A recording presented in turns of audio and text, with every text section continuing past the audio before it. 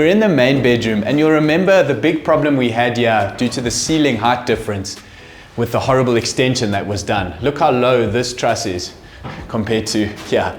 So the solution we've come up with, we've built this dropped ceiling framework, and the next step is to add the gyp frame corner bead here and to put our ceiling boards on for that seamless look, so you won't even know this problem exists.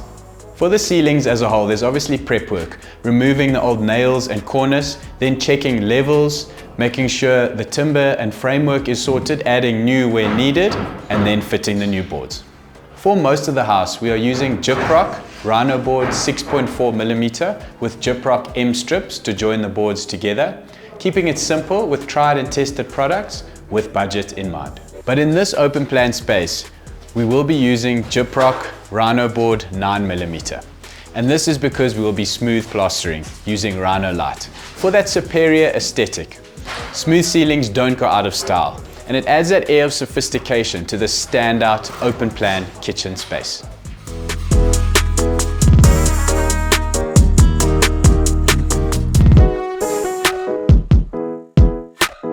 In terms of the cornice, we are going with Gyproc Quick Cornice. It's seriously easy to use and work with. We're going with profile 14, and I believe there's new 4-pack ranges available in retail as well.